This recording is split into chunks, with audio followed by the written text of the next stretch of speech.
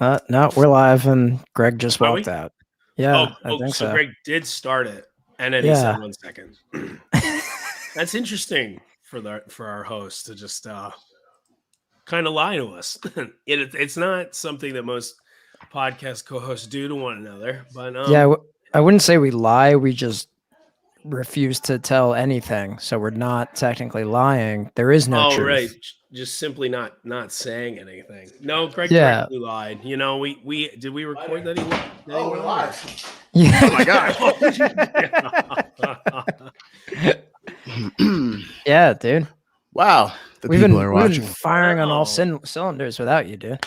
Oh, we're just telling people how the podcast operates. That's all. Yeah. The streets are watching here. So to remember to post everywhere today. Did we post anywhere? I'm posting now. Greg, you still have your wristband on? Yeah, man. Hoping I get Cool. access somewhere. Gives me access to the stream. Yeah, man. Welcome, y'all. Great Beyond folk listeners, people, denizens, constituents. Happy Very belated nice. 4th of July. For Hey, those of you who celebrate. For those of you. I don't know how much celebrating I did, and just sat on the couch and recovered. Happy 5th. Yes. Well, that is a celebration and a half right now. Want to give a huge shout out to the Lackawanna State Falcon alumni. Yo, so so there's like, I don't know, this thing with me and birds, but I saw that the Lackawanna College mascot was a falcon, and I told my parents, because I have no money, I need to continue my education. So this year I'll be attending Lackawanna, rooting for the Falcons, down with University of Scranton. Lackawanna for life. Lackawanna for life. Flames, baby. Lackawanna vermin. Lackawanna say Lackawanna the street scuttlers in downtown Scranton. That's right. It's something to be reckoned with, I'll tell you that. Yeah, do you guys want to give context on what you're talking about, or just keep making bird rhymes? Oh man, they're like underground birds. birds. The street scuttlers. They also, Falcons is like a nickname for them. They're not real Falcons. Lackawanna. So we're gonna let a few people roll in right now. Just got to give a shout out to our alma mater. Got 4 years of education in 3 days. But we are here to talk Peach Fest, Scranton, PA. We had Montage our peach Mountain. Montan. We got a lot to talk about. We've got some special guests here. Andrew O'Brien, the editor-in-chief of Live for Live Music. Also the first ever guest on the Great Beyond podcast. Look at us Great now. Great episode. It's even more meaningful now, that episode, in case we haven't listened. Yes, that's right. Yeah, right. So Dave Stress is in here. Is this a Goose podcast? Clearly not. It's a Peach podcast. Tamara Satso knows. John Hardy saying too bad about the tech issues. I assume you're talking about us. Don't worry. Yeah. And yeah, it's okay. We're getting used to just having them. Yeah. Bruce is our IT guy. Jess Dubois in the building. Hence the lanyard around the neck. Yes. Bruce, have you left? Have you left yet? He's still in the dorm? He's still in the dorm? Well, I'm actually, I'm studying a very, specific subsect of technology called podcasting. I'm trying to get my major in that. So this is, this is going towards my credits, actually. And also because I'm in an academic review. And if I don't get better than C- in this class, I'm going to be kicked out of Lackawanna. So, we got to do what we got to do here. Bruce, didn't you transfer your series of B- from UCF?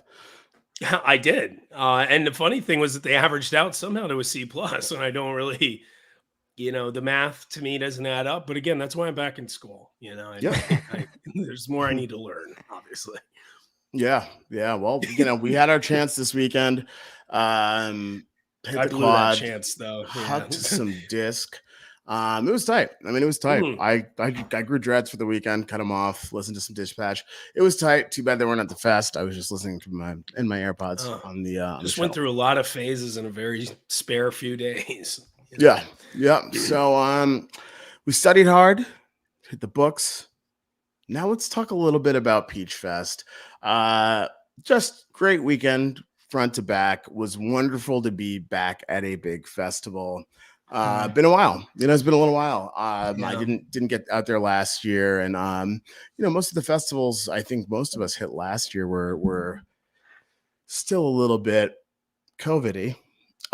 So shows and pods, that kind of stuff. But yeah, I was able to be mask off and show people what I really look like, for better or worse. Breathe in that fresh Scranton air and take in some tunes.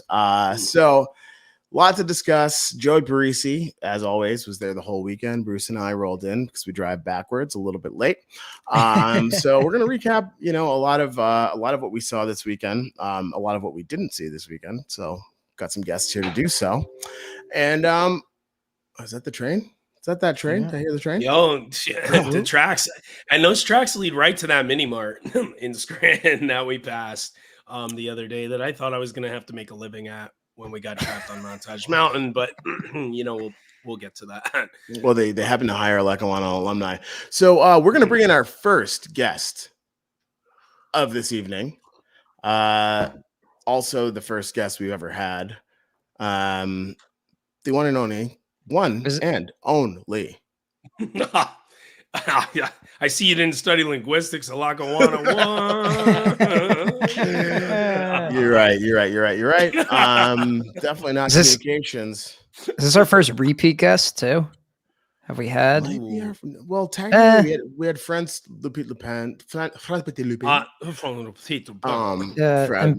Classics. Ben, kind of, but whatever. Outside the bands that this isn't a podcast about, maybe. Right. Exactly. Someone in the chat, let us know if we've repeat guests before. Ryan storms at camp, so we don't know what's true here and what's not. Still? So let's introduce the man, the myth, the legend, the editor-in-chief of Live for Live Music, Mr. Andrew O'Brien. Make some noise in the chat. Yay. Yeah, he got a link. Yeah. Hey, fellas, how we doing? Loading. Yo, Andrew, sounding as good as us. Hey, Yeah, you got more guitars than Greg behind you there. Jeez. Well, he had to show out, That doesn't warrant a response. Teach Greg a lesson here. Right. So John Hardy had mentioned technical issues before, and they happened to us. John Hardy, I don't know. I guess that was some foreshadowing. We like to be consistent here. Tech issues abound. The Great We want Beyond. to make sure our listeners get what they expect from the Great Beyond, which is technical issues. So Andrew's here. That is just a look of skepticism towards us because obviously he's back. There you go. We're back. Hey. Sorry, my internet is just not cooperating today. It's still on Montage Mountain. I hear that. Understandable. Same. Yeah. It taketh and it taketh away.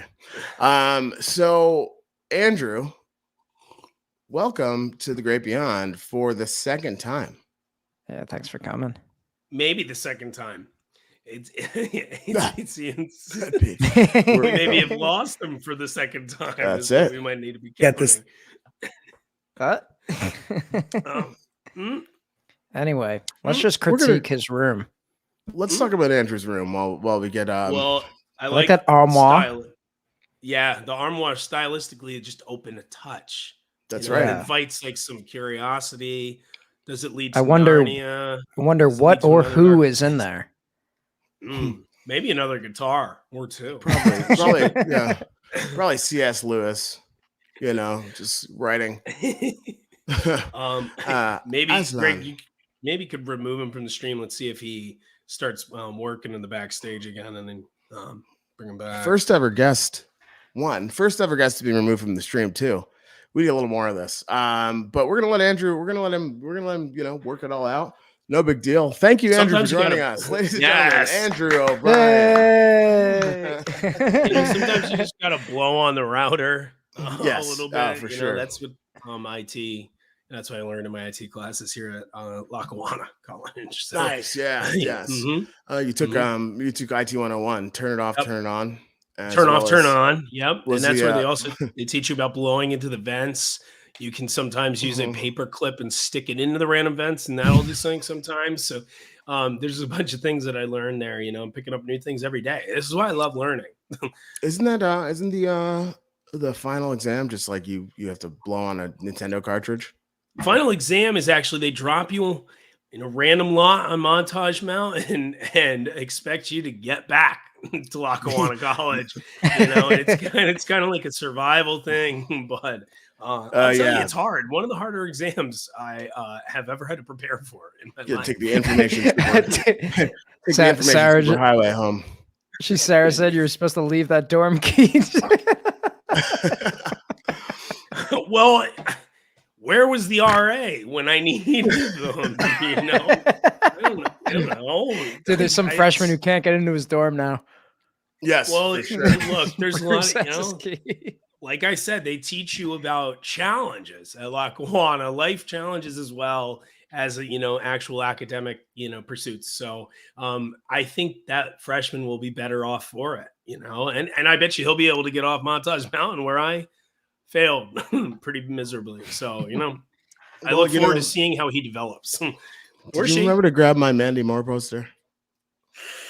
I do remember to grab it, but it is currently hanging above my bed right now. So I don't know if you're going to be getting that back anytime soon. All right. Okay. We're back. You know what? So all right. Let's do it. Talking about Peach. Jess Dubois said, we're great at stalling. We're not stalling. This was all pre-planned. So, ladies and gentlemen, for the third time on the Great Beyond podcast, our first ever third time guest, Mr. Andrew O'Brien. That's guaranteed. Oh, we got him. There we go. I need a new room critique too because I had to move. So okay, all right. Oh, so, I like it. I like the design. The VE. I'm assuming. Yep. Very nice. And read the book. I see some posters to your left, to your right, left. Oh wait, I got this guy. Oh, there he is. Oh God, who's that guy? Ladies and gentlemen, no, he's not in Goose. I don't know if you guys know who he is. Newest member of the Billy Strings touring band. Newest member of the Billy Strings touring band. Wow, it's a big violin. And so his hair looks what else? The original Icarus manuscript behind you? Oh yeah, I believe so. Brought down from the mountain. Oh Foreman himself. Oh man, dope. Came from top the mountain. Dope. So yeah, definitely a lot of people should. Have you read it? Read that book. I have. I mean, that's a loaded question. No, you don't have to answer. We're not here to put pressure on our guests like that. So how you doing? Man, I could have used another day off today. The Monday was nice, but I think we all agree with that one. Yes, definitely Blues Day Tuesday here. We could all use a little bit more serotonin. Hey, Sarah, thanks for joining. So let's talk a little bit about Peach, Andrew. Thank you so much for having us do a meet and greet at the Live for Live Music tent. Tent. It was our first ever meet and greet as a podcast. I think we function well digitally, but something to be gained. Every experience is a learning experience here. But we left with, well hydrated, with charged phones and a whole lot of optimism. So front to back, tell us when you got to Peach, and how many Peaches you've been to. Sure. This one was number 3 for me. We did sort of done something different every year. We did 2019 and ran a bunch of artist interviews backstage in the artist lounge for the screens during the streams. And then last year I went and just covered it straight up, daily recaps. So it was running up and down, catching every set. And then this year, as you guys know, we sort of posted up by the Grove stage. We did a little meet and greet thing gave away some free stuff, ran some contests, did some artist hangs, which is really cool. And it sort of gave it a different kind of vibe.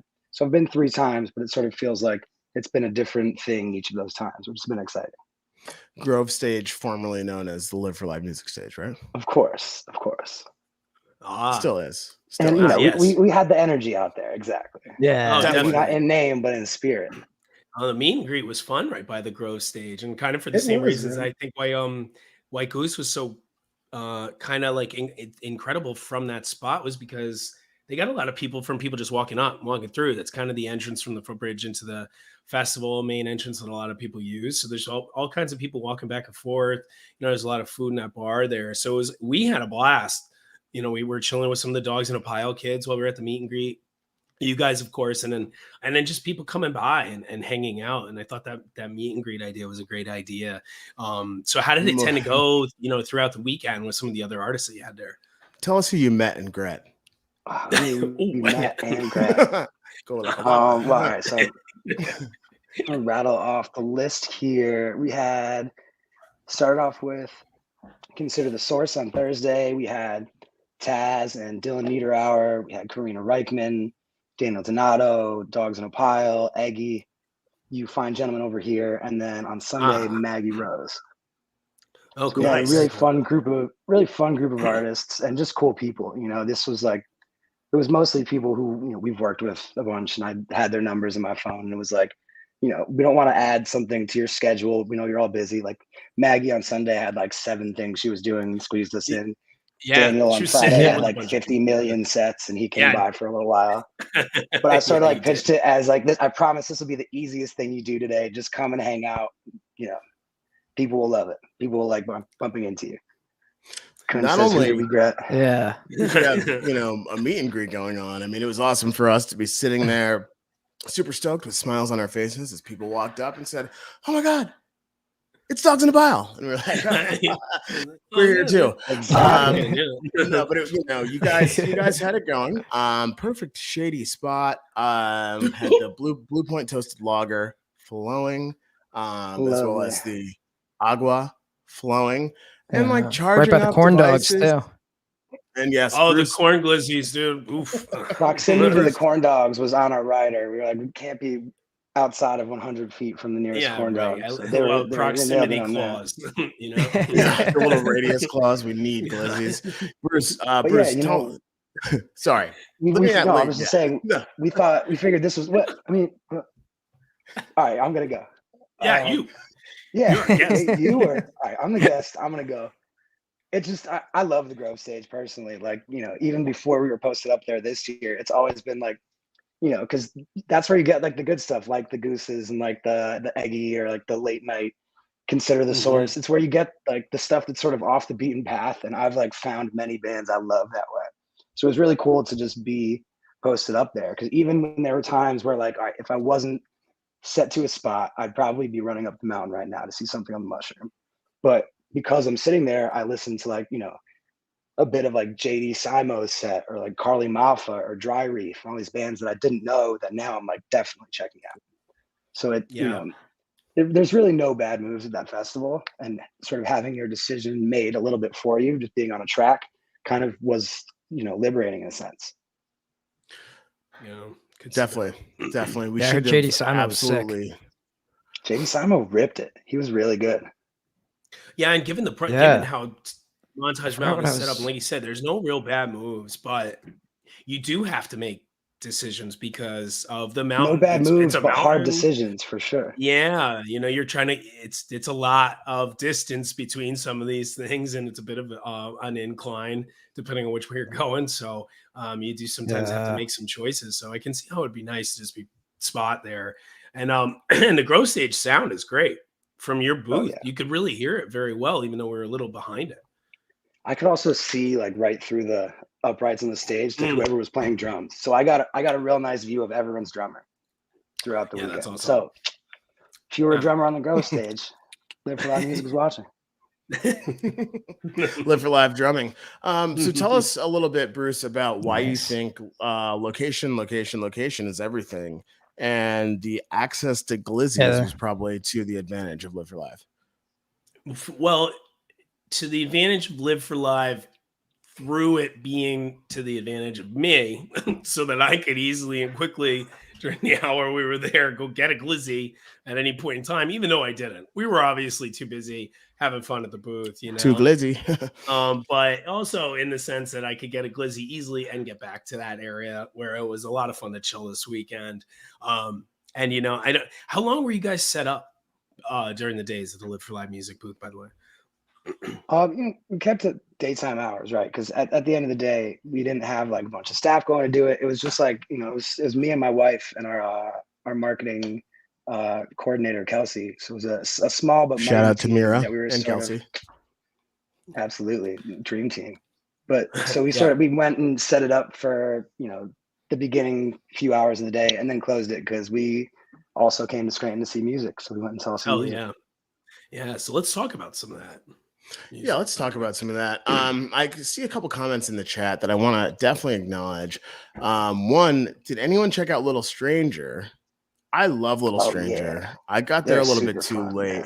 But you know, Little Stranger, Charleston act, hip hop mix that gets, I mean, it gets a little wild. I love a little bit of Little Stranger. Would have loved to have gotten there in time, but I was driving backwards per usual. Mira also said melt and consider the source on the Grove stage. This year were awesome. I haven't seen Consider the Source since Goose played with them, I think back in 2018 at Madison Live in Covington, but I always love a little Phrygian scale. What did you think about them this year on the Grove, Andrew? Because I didn't get to catch them either. That was Thursday. I think I was in there. Oof, dude. I mean, blown away. I know I've seen them probably at like Pacific Standard and like small shows in New Haven. And I hadn't seen them on like a big festival stage, which was rad. They're made for it. And I also, you know, props to Peach for that booking. They were up against Billy Strings. And first of all, it's hard to go against a headliner anytime, but that felt like a great pairing because you've got Billy Strings pulling a bunch of people, but then there's also, they're assuming, and I guess it's probably the case, a whole crowd that's just like not into bluegrass. And they get like a kick-ass prog rock show. And so it worked out perfectly. Consider the Source had like a huge crowd. Nice. That's and they even, you know, they even did this one little bit where so like they had done the meet and greet earlier, and they were talking about how, you know, like this is the spot we're in, but it's good for us because of all this and because it's different styles. And then so I'm like, all right, I'm gonna leave the bluegrass, go see some prog rock. Went to see some prog rock, and the first thing they do that I hear them do is like a little dueling banjos bit, and then they go into like a bluegrass song. And you know, like Consider the Source, he's got that synth guitar, he can make his guitar sound like whatever. So they're like playing bluegrass. As I walked over, I was like, wait, this isn't what I came to. And then went right back into some like grinding dope prog rock shit. So it was really like all over the place. Nice. Interesting, cool, but the kind of show you have to pick your job off the ground from afterward. Yeah, I love that. Plus they got great sound at that position in a Grove stage. It has good acoustics reflecting off the trees on one side, trees and that little hill on the other, and it goes pretty deep. So I think I could see that being a good spot, especially at night for a band like Consider the Source. And then Mel, that's where I was kind of leading to when I was asking how long you guys were at the Live for Live music stage, was because the night that Mel played, was that Saturday night that they played at the Grove stage? Yeah, Saturday going right into Trey. And Saturday at the main stage at 12 o'clock. Right, and Saturday at the main stage at 12 o'clock. But we weren't able to catch that show. But I was there with Jess Dubois in the chat, and they blew me away, you know. And they're such a young band, and they're very jazzy and really technical, and they write great songs. But they really kind of, you know, wove things together. It was really kind of cool, dark, had an awesome vibe. The lead singer Veronica has pipes and just absolutely blew me away on this cover of Ain't No Sunshine by Bill Withers. So it was just an excellent show. And I actually called Greg out for our live podcast during the day. So that was pretty cool too. Yes. I always forget how much like Marlo rips too. Yeah. Marlo Shankweiler on guitar, absolutely tremendous. Yeah, and so for those of you who don't know, Melt is a band from New York City. They went viral back in 2017 for their song Sour Candy, I used to say all algorithms lead to melt.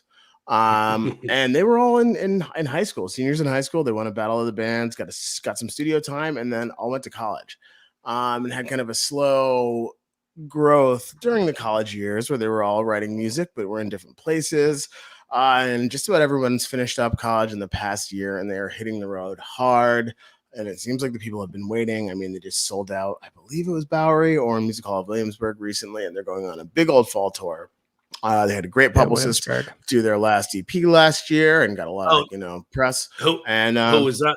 The People's Publicist. And so things are looking up for Mel. I'm really happy that they got to make such a big splash at Peach for their first time. And thank you to Mel for coming to talk to us as well, live at the Lodge.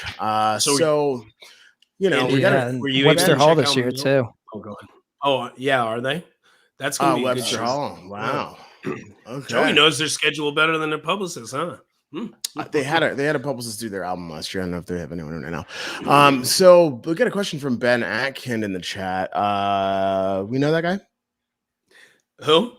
Ben Atkin? Nah. No, I know Mike Atkin. Never heard of him. I know Mike Atkin. He a great drummer, Micah. Ben wants to know how the Great Beyond podcast performance went at Peach. Did they play the hits? Well, we certainly did have a little live shindig at the Lodge on Saturday. Talked to, as mentioned, Melt, as well as Ascending New Jersey Quintet, Dogs in a Pile, and Robbie Wolfson from Ripe, who I believe Joey and I were considering maybe just dropping Bruce from the pod and having Robbie join us. But I'm okay with it now. Yeah, it's just too much at this point. Yeah. I know you got a lot going on in the library at Lackawanna, but Robbie from Ripe joined us, talked a lot about what they've got going on, and Dogs in a Pile. Man, just good to see that youthful exuberance. I remember the days that I was young. And of course, a member of the Great Beyond podcast did throw down a late night Sunday set at the Thunderdome in the campground. That will be filed away in the annals with episode 2. We've got a lot more music to talk about, but we want to bring someone in who was on a real stage multiple times at Peach Festival. This person, not the only Brownstein on stage, but a very dynamic one that plays 6 strings. Fun fact, he also went to the same high school as Andrew O'Brien. And I went to the same regional middle school, which is cool too. But enough about me. So let's welcome, applause in the chat, first time guest, Jake Brownstein of Eggy. Yay. What's going on, Jake? What's up? Oh, I like how your background's kind of, there's some matching going on there. They look coordinated a little bit. At least. Like that little coordination there. Oh, very good from our guests. Jake Brownstein, welcome to the Great Beyond podcast. I can't believe this is the first time, but we don't have anyone fact checking, so it could be the 10th. But we're so happy to have you here. You guys had a hell of a weekend. We saw some incredible stuff, incredible set at the Mushroom Stage. But I have a hard-hitting question for you first. What was Andrew O'Brien like in high school? Such a great guy. We've loved Andrew forever. It's so cool being able to connect in this way as well. Yeah. And Andrew, what about Jake? What do you have to say about Jake? Tell us what you said the other day. Constantly, he was a living nightmare. No, I'm kidding. Jake was awesome. Jake was, I remember the first time, I'm embarrassed right now, Jake. Jake was a couple years younger than me, and I was hanging out at his house with his sister at some sort of party, and I was like all stoked that I had learned how to play the intro to Sweet Child of Mine. I think I was probably like in 7th grade, so Jake, you're probably in like 5th grade, and I like showed it to him once, like stumbled through it, and he was like this, and just shredded it one go, and I was like, damn it. Jake, that's cold. I like that. Iced him. We'll rehash these stories on the next episode where we'll do a focused deep dive into this. But I want to talk a little bit about Eggy making a massive splash. So Jake, correct me if I'm wrong, because again, we are not checking facts here. First time for Eggy at Peach? Second. See what I mean? I like it. Good looks. We did So did the Grove stage last year. right. First And that of was the actually weekend an on the Grove excellent set stage. too. That you guys ripped at that Grove stage No. last year, I do recall. They let off the Second festival time- last year, Greg. Well, Joey, where you been? Doing we needed at 30 seconds ago to 45 That's- seconds ago. when I needed you the most. So first time, what I meant was first time playing 2 sets at Peach. Right. Definitely. There you go. There you go. So Dude, Well, I'm on a I huge guess delay right now. If we're being Yes. technical, we did a VIP set last year, but that was to Oh man, Greg batting 1,000 tonight. Love that. old Ken Griffey of the podcast world. But So it was very it was awesome getting to play the main stage and the mushroom stage this year. It's crazy. So, during your mushroom stage set, Bruce and I both had to put our sunglasses on because it was clear that your star is shining bright. And, what we gather is that there were 2 distinct sides of the yoke that were presented at the festival. Am I behind the logo here? Do I need to move? No. 2 distinct sides of Eggy, all complete with rich harmony and tremendous instrumentation. But one shining point to that mushroom stage set that I saw was Daniel Donato sit-in. Compliments of Mr. Donato. Mr. Donato. On Mr. Donato sends his regards. On Sweet Judy Blue Eyes. Yep. Sweet Judy. How did that come to be? We've been Instagram pen pals for the last few months, and once we knew that we were going to be in the same spot, we hit him up, and Sweet Judy seemed like a nice home base for both of us, and kind of a mesh of sounds there. So yeah, definitely. When you guys do that whole suite, it's elaborate, a lot of different segments to it. You guys jammed out a couple segments and was absolutely stellar, including some back and forth with you and Mr. Donato. So I was actually, I thought immediately, okay, CSNY, a good choice for a sit-in because he must know it. But that's still a big, elaborate song. And one of my favorite songs individually that I heard performed all weekend. And your set was one of my favorite sets. But that was the only time I've been able to see you guys at Peach was on the mushroom stage this year. So I'm interested in Andrew. How many of their shows did you catch in these last couple of years since you were there both years? And what did you think? What did you think of their performances, and which one was your favorite? Ooh, favorite at the Peach or favorite recently? Because favorite Eggy show. Bro, let's go recently. Here all day. Let's go recently. Let's go. Yeah, I need to stop talking. So well, all right. That Peach stage was awesome. First of all, you guys opened the festival on that Thursday afternoon, which last year, which is a weird slot. People aren't there yet, and you had it packed out. It was a great thing. People were talking about it all weekend, right? So then to see you open another day this year on the main stage, you got a big crowd there too. It's really, I don't know. It felt cool for me even seeing you guys riding that wave that felt like it started at the Peach last year, and so just the continuation of it, and then even further into the late night set. Which, by the way, I loved the fact that they did not just headliners with multiple sets, but you have bands that you can learn about early in the day and then go see them rip it late at night. And which is exactly what they did. I mean, I tried to take notes on that last set. I got jot down notes. And I think I got halfway through writing the word Sweet Judy Blue Eyes, and then I just stopped writing. I was I'm just gonna watch this thing. It was just so engulfing. I was just every ounce of me was into it. So that was really great. But I mean, even this year, they've had some really awesome shows. Right after Peach last year, they did this Levitt show that was amazing. It's on Nugs. Check it out. Levitt show really was a great show. Yeah. Then they've played the Cap since then. It was an awesome show. Even the Garcia's show you guys did between festivals. You had summer camp and revival and all these, and Peach on the other end, and then just stop at Garcia's for a little club show on a Wednesday. And that was one of the better shows I've seen this year from any band. So I'm hot on the Eggy train in case it wasn't clear.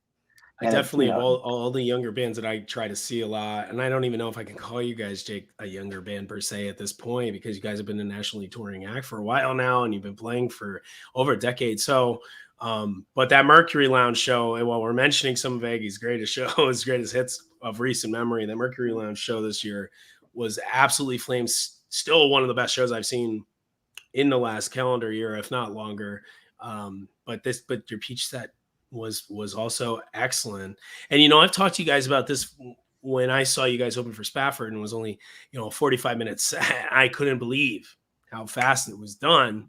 But what kind of different approach do you have to take, if any, to a shorter set, or like one of these festival slots where you might have to deal with some sound complications that tighten it up, or weather complications which tighten up some sets this year at Peach?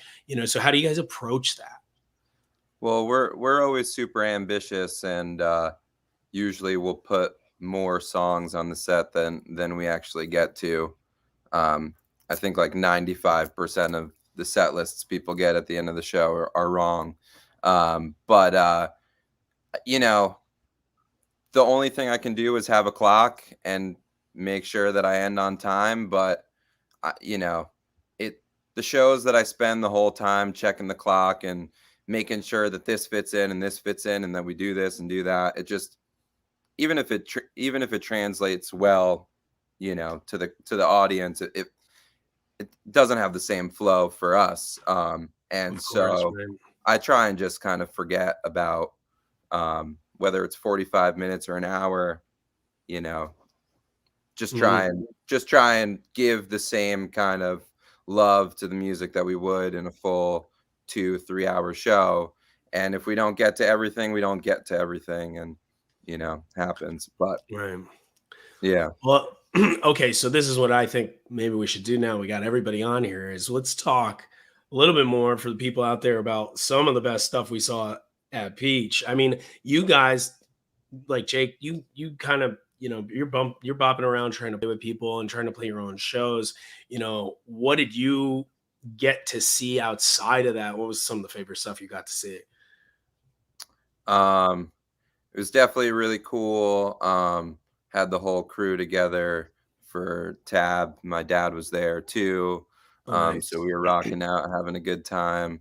But love checking out Cosmic Country. I know we've been mentioning Donato.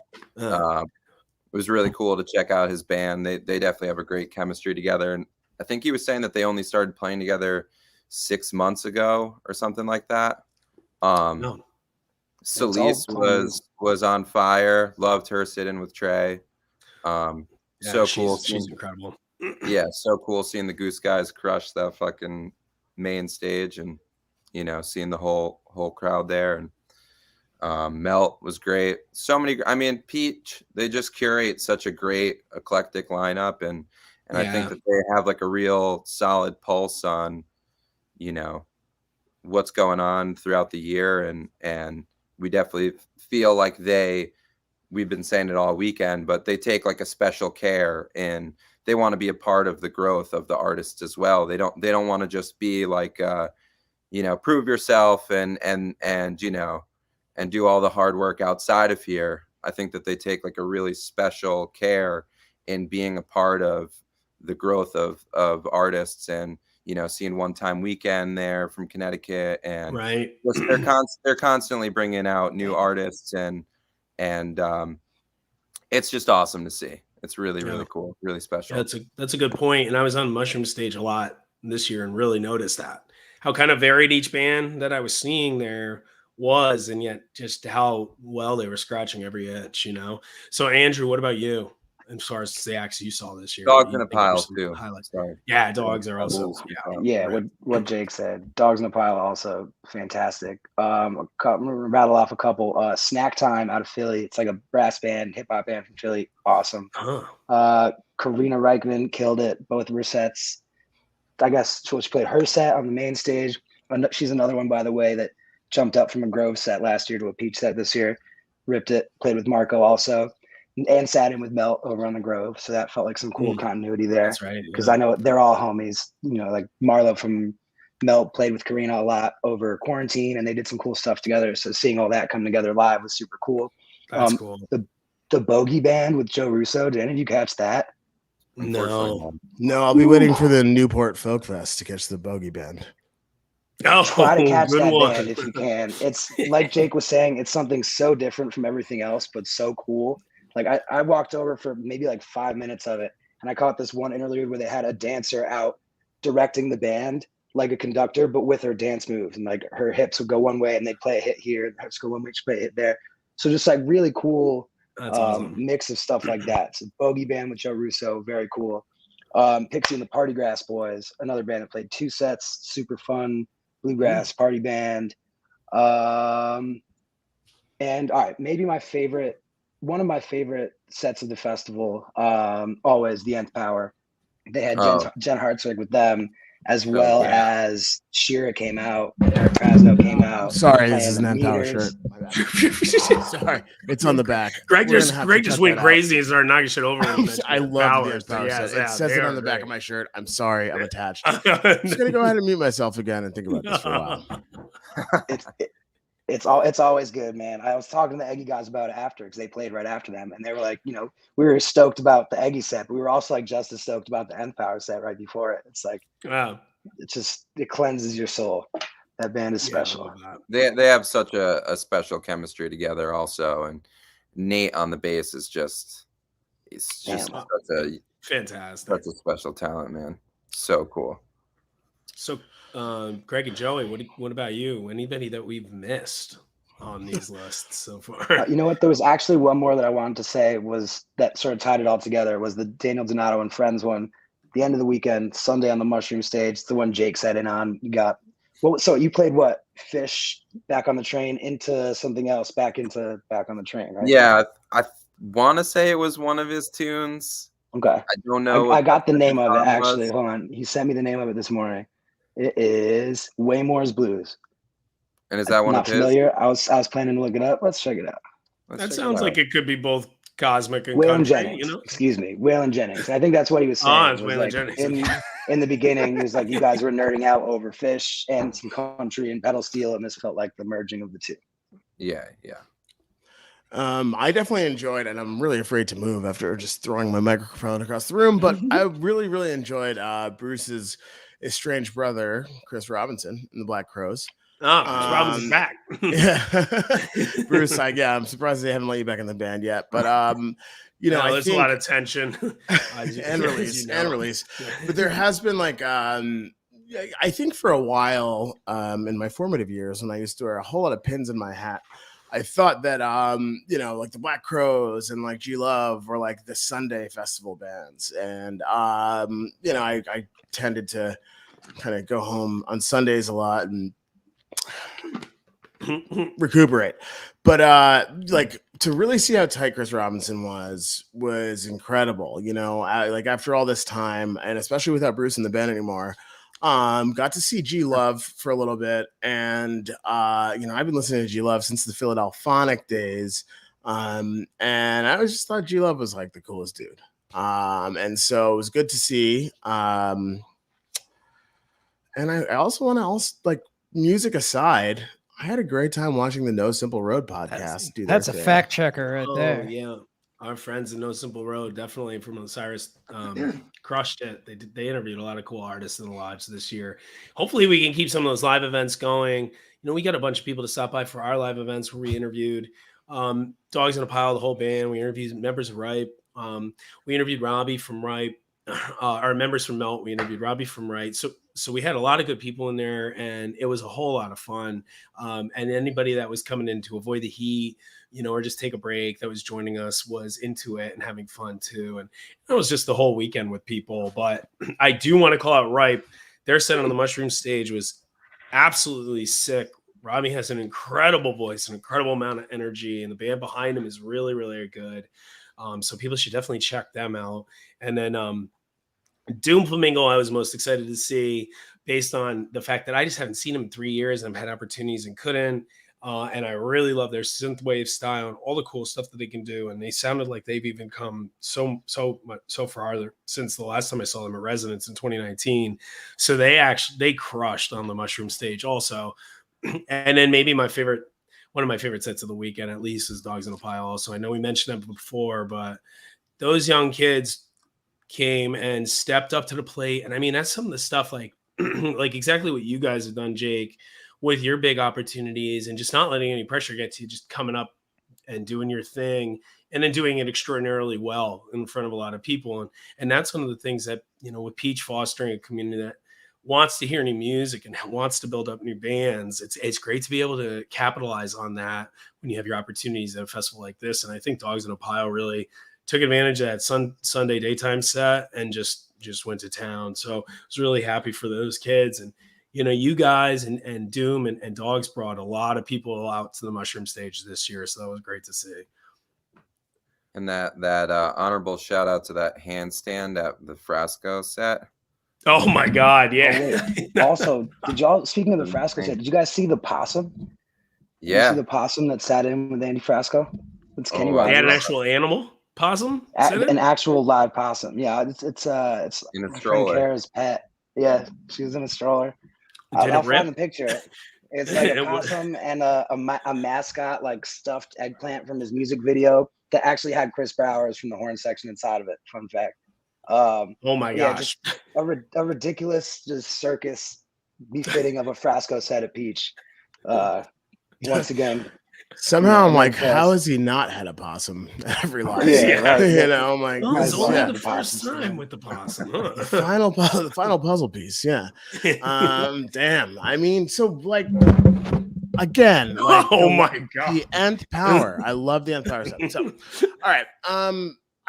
We're gonna have to do some editing after this. So tremendous weekend. And I think there's a lot to look forward to. One of the biggest things that really makes me the most excited about all this is that it seems like live music and full-scale festivals are back. And I think that for a lot of acts on the bill, like we're coming out of the pandemic, I hope, with a lot to look forward to. And one of those things is going down in August. And it is what Jake Brownstein perennially did for his birthday in November. We got a little something going on at Levon Helms Studios. Oh yeah. Tell the people about it before I knock my mic over again.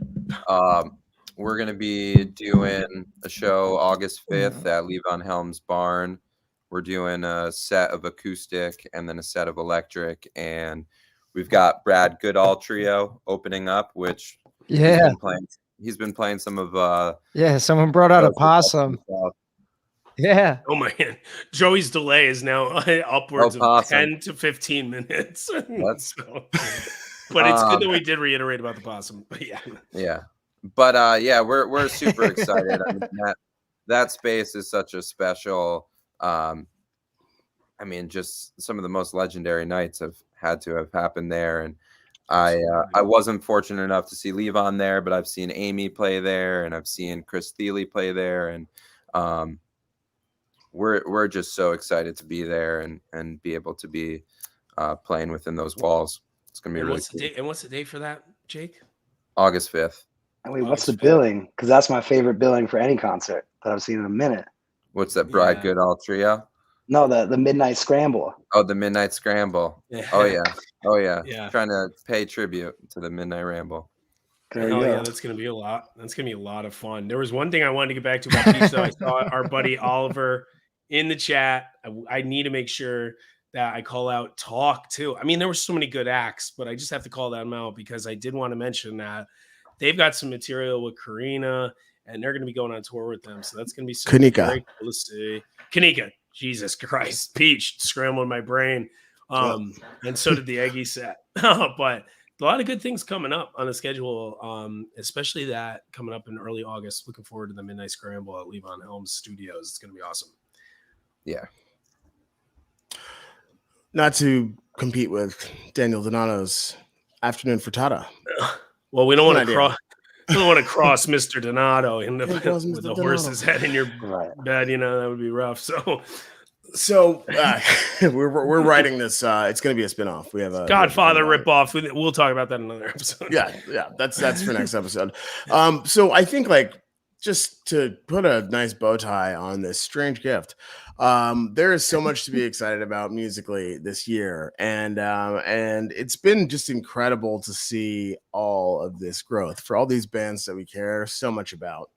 But beyond Levon Studio, Jake, is there anything else you can tell us about what Eggy is going to be doing this fall, or about maybe what came out recently? Well, recently we did Nashville tapes. We did a 2-track tape release of some songs that we recorded when we took a day off in Nashville. But got a bunch of studio stuff that we've been working on here. Songs that we haven't played live, trying to have some of those songs see the light of day in the studio first. But fall tour, going to be hitting it hard, try to get out to as many places as we can, and do some headlining stuff and really give people the full Eggy experience. Oh, yeah. Any more festival stops coming up, Jake? We're doing Workout Festival in a couple weeks. All right. Legend Valley, right? Yep, Legend Valley. We're doing Martha's Vineyard with Pigeons in September. We're doing Levitt with Twiddle in, I think, the end of this month, actually. End of July, yep. Yeah, so lots of cool stuff coming up, and just excited that we've got people paying attention and on the journey with us. Absolutely. And then, Andrew, any other festival stops for you guys to Live for Live Music? Oh man, well, someone just reminded me that Fish Tour starts in like a week and a half, which is terrifying but also exciting. Yeah, it's absolutely frightening. Yep. And since that schedule came out, my position on it is there are way too many shows in driving distance. So I'll figure it out. I hope I don't overextend, which I always say and I never do. But maybe this is my year. And then the other big festival on my radar for the summer is Sacred Rose, the new event that Michael Berg and them are putting on in Chicago. It looks super awesome. If you haven't heard of it, check it out. Very cool, like varied. We got some indie stuff. It's such a cool lineup. Stuff. Yeah. It's got like Punch Brothers to Hiatus Coyote to isn't Phil with Wilco? Phil and Wilco. Wilco? Wilco. That's so cool. So that'll be fun. And then we actually have Brooklyn Comes Alive in September. You guys will get a lineup for that next week. It's a good one. Awesome. I can't show you yet, but it's a good one. Let me know if you need any PR. North Beach Festival in Miami in December is another one I'm looking forward to. Oh, nice. Judge. I'm super excited for Sacred Rose. Speaking of Michael Berg, also will be at Halloween, so that's going to be a good one. Okay, nice. Hulu looks fun this year too. Right? Yeah, that's Suwannee, man, and everybody. I've never heard a bad thing about Halloween, so hopefully I can get to one of these because Sacred Rose, I don't think I'm gonna be able to. And like you said, Andrew, there's so much going on this summer and this fall and this whole year in general that it's just there's just almost too many good things to pick from. So, isn't that a beautiful problem to have, Bruce? It is. It is a wonderful first world problem to have, especially at this time. But yeah, we'll see what we can make it to, because there's also a first world problem called no money in my bank account. So we'll see what happens. It resonates. All right. Well, due to contractual obligations, although it's not a Goose podcast, we have to break down this Goose set. So I want to send off our guests without knocking my microphone over, and say a huge, huge thank you to our first guest ever, second guest ever, third guest ever, Andrew O'Brien, first 3-time visitor of the Great Beyond podcast. Much love. Thank you for having us come and hang. And the one and only Jake Brownstein. Check out Broken Bluff, live from Nashville. Check out Levon Helm Studios, August 5th. Thank you, too, for joining us today and kind of dealing with us today. And we look forward to seeing you both soon. Thanks for having me. Absolutely, guys. Thank you, guys. Awesome. Later. See ya. So don't hang up just yet. We're going to bring back the podcast heartthrob, the one and only, best haircut in the game, Mr. Joey Parisi. Yo. What's up? You upstairs? Yeah. I got my Sopranos paintings behind me. Check that out. Oh, see, Look I at see that. the elder Donato on the right. It's very good. Yes, yeah, compliments dude. of Mr. Donato. So how'd it go? Well, Oh, it was good. It was all right. It Yeah, was talked funny a when lot you about mentioned the possum thing at Andy Frasco 15 minutes after we talked about it. That was one of my favorite parts. I heard that reaction. I was like, all right, I got to get out of here and move. And I had so many questions for Jake, too. I think everybody knows we've had a tremendous amount of technical difficulties today, including our two guests and me, and me. Punches. Well, Also. especially Greg, but yeah. Yes. Thank God fine. I'm here, even though we're trying to get me off the podcast. Okay. Thank God. Let's go state. All right. So let's, I don't think we've addressed the fact that Bruce had a podcast without us last week, 2 weeks ago, whenever it was. Right, that's right. Yeah, Bruce trying to go into free agency, Kevin Durant. Yeah. Hey, I mean, I'm on, I'm looking at all my options, dude. My agent said it was the best move, I'm not, I'm definitely not attending pre-workouts or any camps this year until we work my contract out. But yeah, well, I got to do what I got to do for me. Like we were talking about with Andrew, I need to get to these shows. I need an extension. But anyway, we will get to that. Nice. There's a lot my agent says I cannot say. He's in the other room, so. Yeah. Oh, is that right? Okay, Neil. Jess, for helping him, you're now a sworn enemy of Greg and I. Well, I didn't know that changes anything, but I'll keep that in mind. Just watch out, dude. I'm on my way to Mr. Donato's after this to talk to him about some work. We're gonna join the Danbury Trashers. So, all right, we're gonna compliments of the chef. So we are going to talk about the Goose set now. I think Goose played at Peach too. They did. They did little late night after flying back from High Sierra Music Festival in California, IA. And I mean, these guys played Peach once in 2019. I'm sure most of the people listening have heard that they played at Peach in 2019. Good set, but they are back main stage late night. I believe there was a stream also. So those of you in the chat who had some favorite moments, let us know what you thought about the Goose set. And let's dig into what we think here. So Joey, per usual, avoids Bruce and I in public settings and was up front in the pit. Yeah, dude, like third row Peter side. Thank you. Friends. Miles is a fucking homie. He hooked up those super VIPs, right? You want to tell us that little story?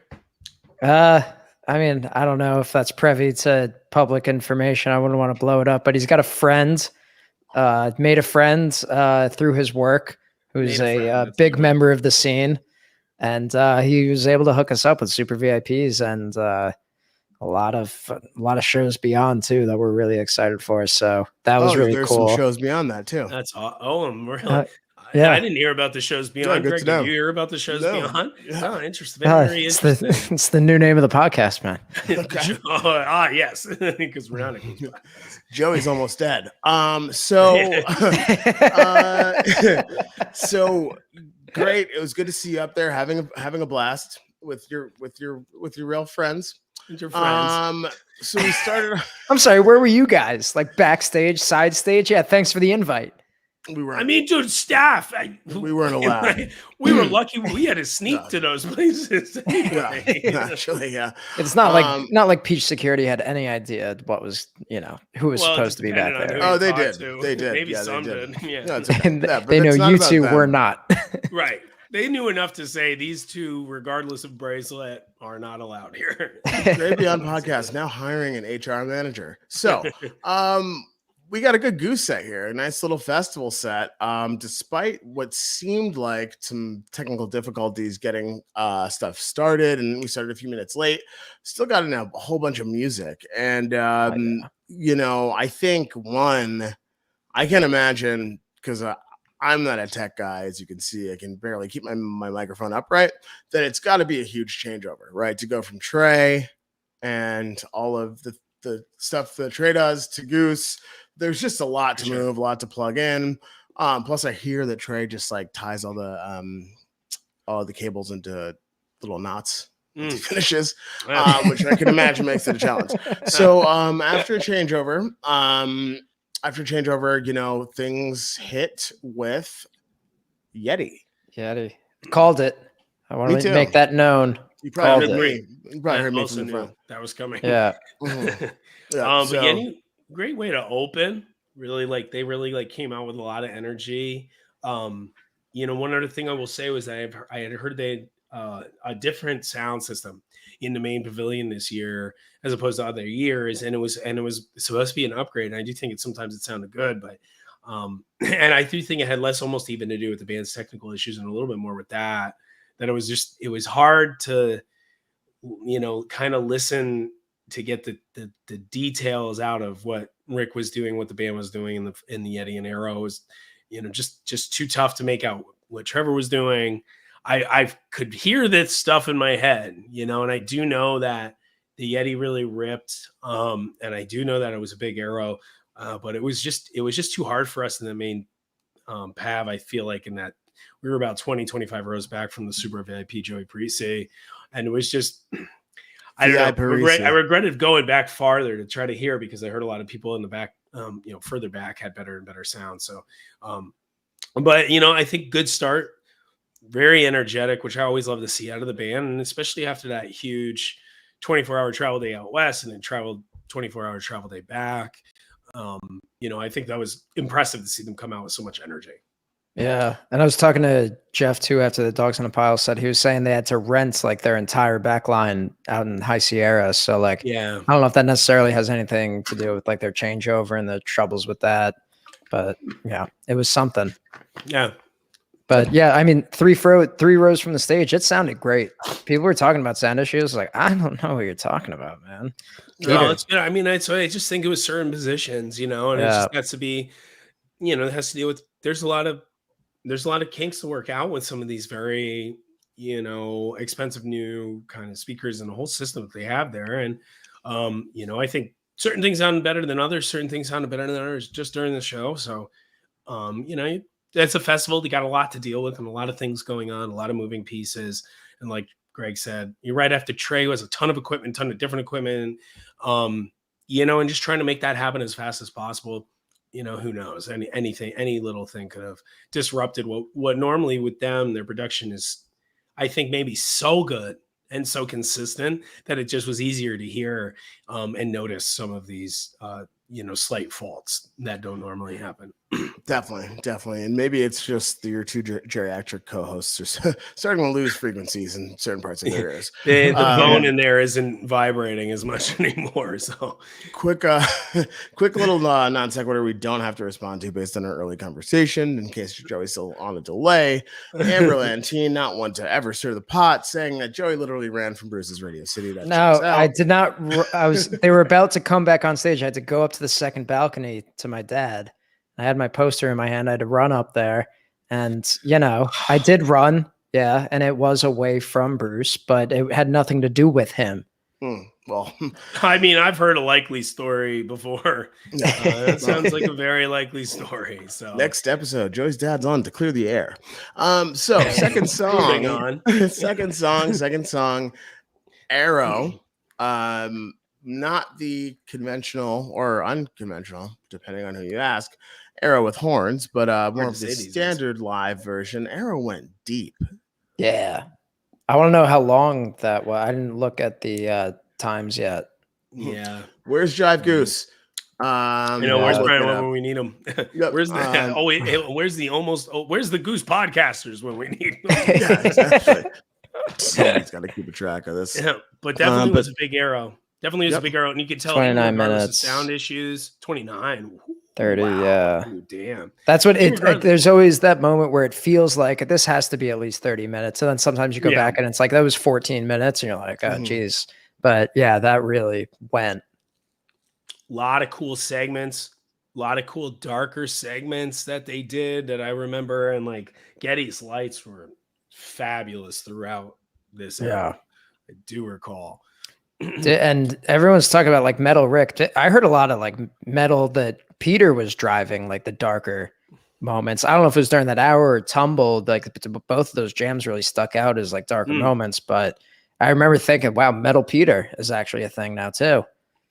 Yeah, I mean, well, it's good that it's rubbing off because it just, again, it adds just all that much more variation to the directions that they go in on some of these songs like Arrow. That's always kind of a bigger jam, you know, and how are you going to take that to new and interesting places all the time when you're giving it a good, 15, 20, 25 minutes of improv every time you play it. So it's cool that they're taking some of these moves in different directions, trying to get a little bit darker. That was something that Rick had talked about, specifically trying to do before this summer tour kind of got underway. So it's just cool to see that, and it's cool to see what they'll continue to bring to the table with that. I mean, and then Magic Carpet Ride, great reprieve after all that jam, like a hot Yeti into a very long, epic Arrow, and then a really fun way to get the crowd, kind of snap the crowd back into it and get everybody back dancing and singing was Magic Carpet Ride. I love, and I think that was the best one I've heard them play. Yeah, I know they've only covered a couple times, but yeah, Magic Carpet Ride, a Steppenwolf cover, not Stepping. Stepping. So fourth play live. Stepping Wolf. A Stepping Wolf cover. The fourth time played.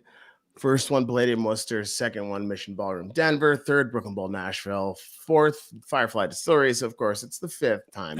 It's the fifth. Yeah, there. 1, 2, 3, 4, 5. So definitely was good. That kind of standard version that they played at Halloween, where they go into a very distinct jam, but definitely high energy. People were really stoked. Hands were in the air without being prompted. And then next up, a short and sweet Animal. Short and sweet. I think people are, itching, even though I think this was the third time they played an Animal, but people are itching for to get back to what they did in Legend Valley with that Animal. I mean, that was like, they'll do that again. I think part of it, they ran into some time constraints at Radio City. And this song is just a really cool song. So even if you get it for like 6 to 8 minutes, it's awesome. It's sweet. And just filling it in, again, it's like sometimes you got to flow with how the set's going, and with that huge Arrow and a pretty big Magic Carpet Ride. They did some cool stuff in the jam for that. Again, Animal is just another cool reprieve between the songs, but it keeps people dancing. And it just keeps the cool vibe that they had going at that Peach Fest set rolling too. So, yeah. But yeah, short Animal. I am also anticipating hearing another big one of these shows, and it's going to be sweet. So, yes. Yeah, you mentioned the dancing too, Bruce. Like, I was kind of worried that it was getting late. I was getting tired. Like, is there going to be a time where I sit down and all of a sudden I just run out of energy? But there was not a single moment where I felt like, oh, I need to sit down. Like, this is a good moment for me to sit down and rest. Like, I was up the entire time, which is like, we talk about that Bonnaroo set. How was that? That was like a perfect late night set. I thought this was even better. Yeah. I mean, that says a lot, because Joey's bedtime is normally about 11:45. So, I fell asleep during multiple sets this weekend. I won't say who, but yeah. The Great Beyond's 12 o'clock set. Animal, though, was super tight. It was really good. Unfortunately, crisis struck me during Animal. Took a quick stroll to the bathrooms, and I lost what can only be described as the Chill Cup. The Chill Cup is a blue tumbler purchased at the exclusive TJ Maxx in Wallingford, Connecticut. Maxinista. Limited edition. Right. Plug Marshalls, go through the day. So, got this tumbler. You could keep water cold for 30 hours in any condition, or hot for 24. Nice. And it will be keeping no water or liquids for me ever again. The Chill Cup was adorned with a sticker of seminal guitarist Jerry Garcia, as well as a Goose sticker, a sticker from a band called What, who I've met before. But yeah, the chill cup. I mean, obviously, like Oliver says, shout out to the OG Don of the Mushroom Stage, Oliver Burkett. I was like flossing that chill cup hard. So I hope it's hope it's in safe hands. I didn't feel good about going to Lost and Found and asking them if they had seen a blue cup with a Jerry sticker on it.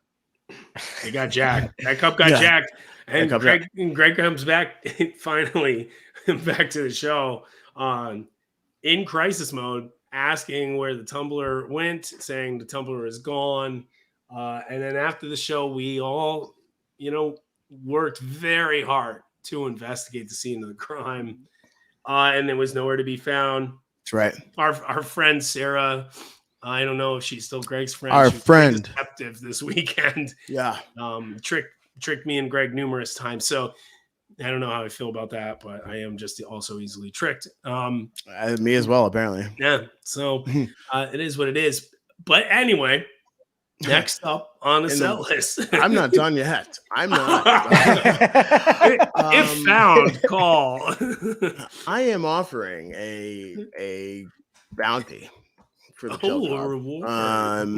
Yeah, that chill cup. I will give my only V1 given to me by Pete Russo, good friend of the podcast. My only V1 goose pin that I have. It's available for the person that finds my chill cup and returns it. Or buys a replica and just gives it to you. Oh, the stickers, though. There's stickers. No. You can't find those stickers anywhere. Yeah. So, yeah. And yes, Sarah certainly did. Sarah did tell me a few times that she found it, and she didn't. It was mean. If I can quote former President George W. Bush, there's an old saying in Tennessee. I know it's in Texas, probably in Tennessee, that says, "Fool me once, shame on you. Fool me." You can't get fooled again. And that rings true. I was fooled multiple times. So somebody out there better be staying hydrated. So anyway, tumble. Which it was a tumbler. Haha, segue. Oh, very good. We finally got back to the set list. I don't remember. So, Joey, what did you think, dude, about the tumble? I mean, tumble is as soon as they go into it, it's going to be like a huge jam, and especially after that arrow, it's like, okay, here we go again. I don't necessarily remember what happened or specifics. I remember I had an amazing time, and good friend of the podcast, Sarah Elias, said that was like, she's new to Goose. That was her like favorite song of the set. So it's reaching people, and I appreciate that. And people were up, and it's just positivity all around. So got to appreciate it. Very good analysis, Joey. There we go. Tumble. I like that a lot. Greg, anything to add? No. I was at the first aid tent. I was there. Turns out they didn't know. They did not offer counseling for loss. So it's all right. After grieving, I made my way back to the pavilion, absolutely parched for state of the art AEIOU, a cover by the one and only Yim Yames. Yeah, and I love that. That's really one of my favorite covers of theirs. Just like Fish in the Sea. It's just and even like Nights in White Satin, which I think was still executed perfectly at Westville last year when they did it, timed and executed perfectly. But those three songs kind of have a similar vibe in my mind, even though Fish in the Sea a little more dancey, but those songs have this really cool, epic, ambient kind of rock feel to them. And I love the lights in State of the Art, and I just love the song in general. So one of my favorite covers of theirs. And I don't think I always like hearing that in any show. But I really also always like hearing Factory Fiction, obviously a fan favorite and something that tends to be hard to come by. And I thought was pretty unexpected in that spot. Definitely. I don't mind a Factory Fiction. Sometimes. No, I mean, I was actually surprised too. I think as we say, Factory has certainly taken on a legendary kind of status within the gaggle. But you know, it was certainly a Factory Fiction. I believe last time played was Philly, of course. Mhm. Just correct me if I'm wrong. But that Philly Factory was like, gosh. Yeah, absolutely. One of the best, including that Mission one too from last year. Those are two of the best that I've ever heard. Easily. Difficult to top. It was difficult to top. Yeah. But Joey, how was Factory from your seats? Yeah,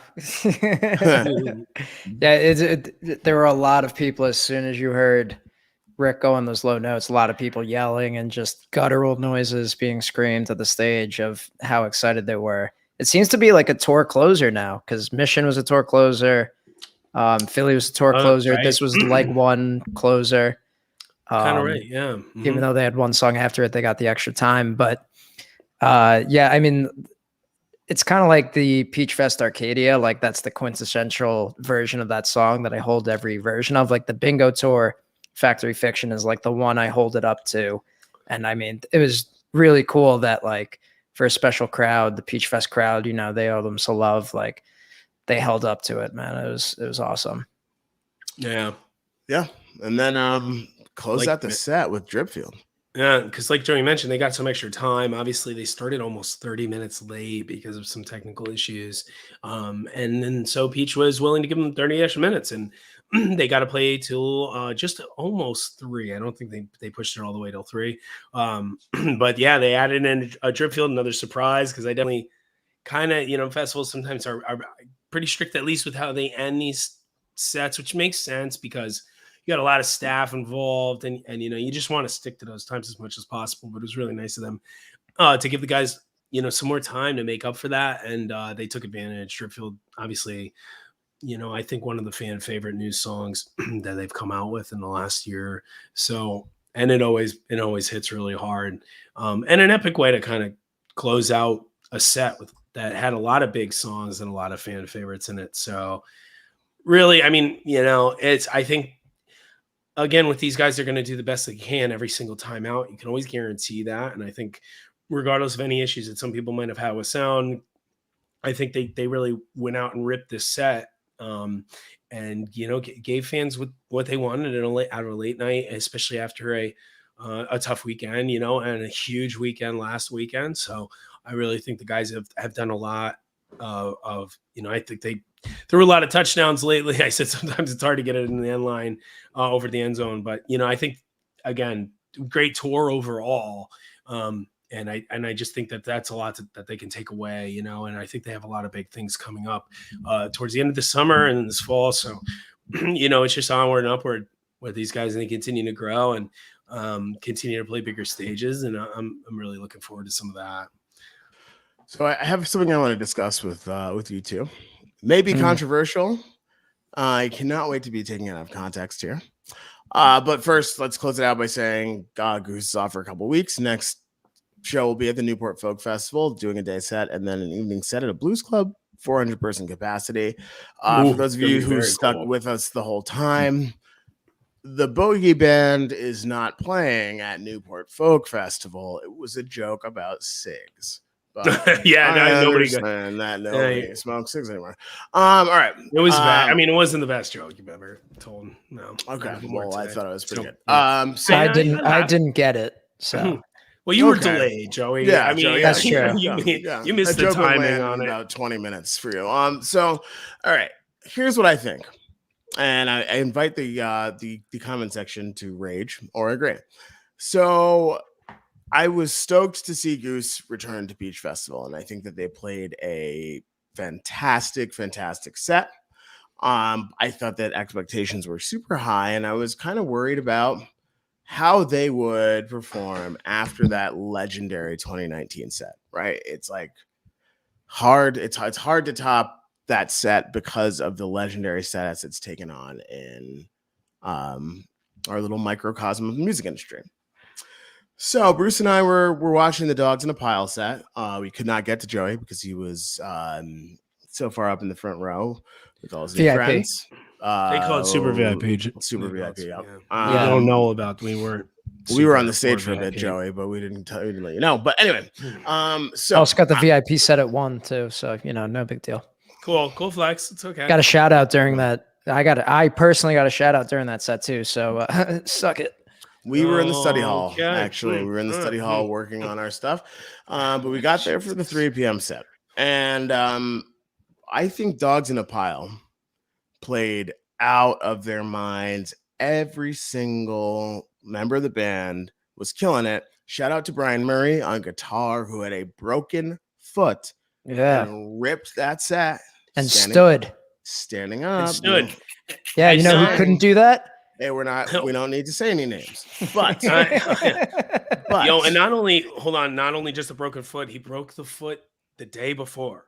So running to let's see be real. Celise. He woke up like 18 hours later and played a VIP set, and then 2 hours later had to play. I mean, I know I'm gonna let you continue. I'm gonna let you keep going, Greg, but Taylor Swift but Beyonce.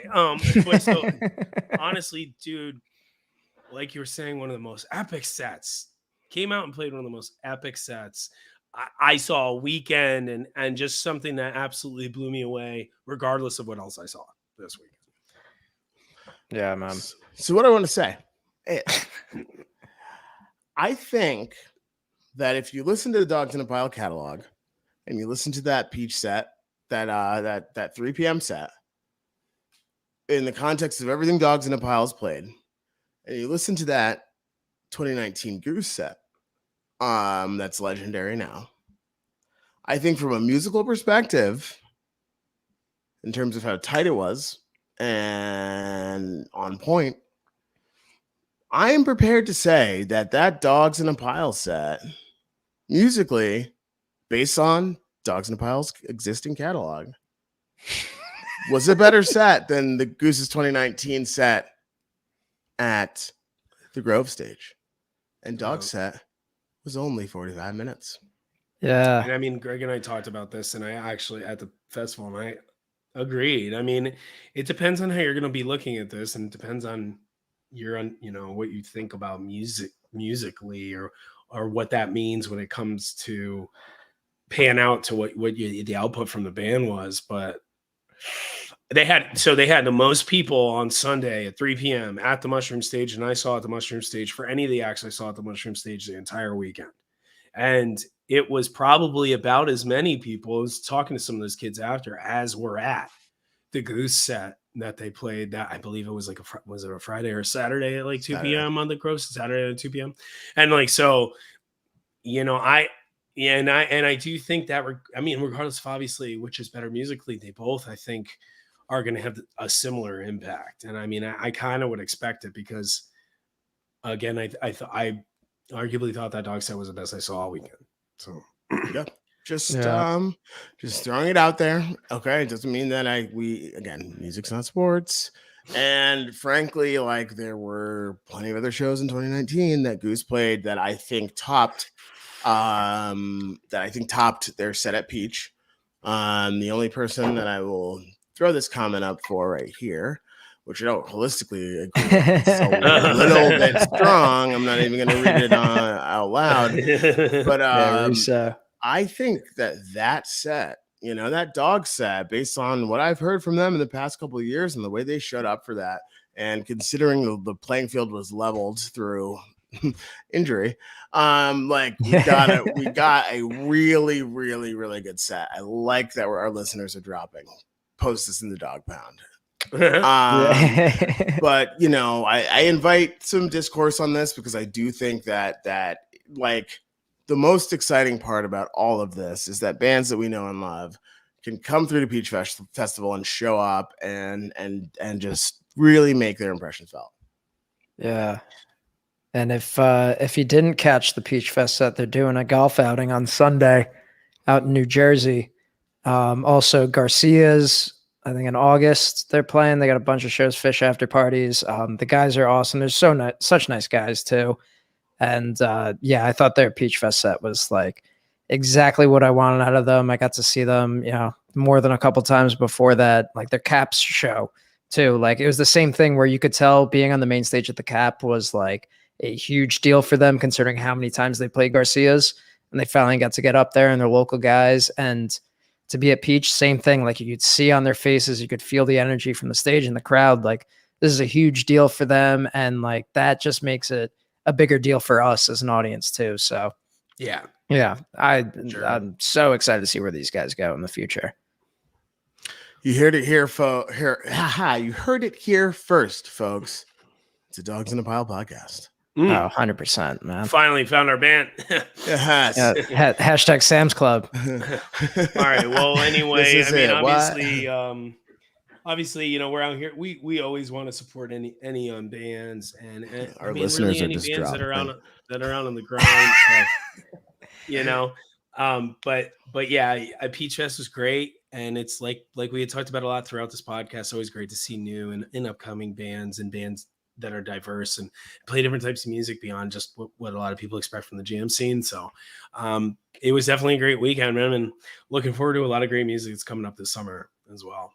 Yeah, and now that everyone has dropped, be sure to visit Sunset Lake CBD. And Yes. we still support CBD. So we all need some like CBD oil. I mean, literally, I need to apply Sunset Lake CBD all over my body after all of the movement this weekend. That's not how it normally works, which is probably why it hasn't. Never mind. So right, we're back. Let's wrap it up. We're going to be back live. We're live after the Newport Folk Fest. We'll have a studio episode come out at some point, and you know, we'll be out there. Be in touch on socials, y'all. Yeah. Hit us up on socials. Tell me I'm wrong.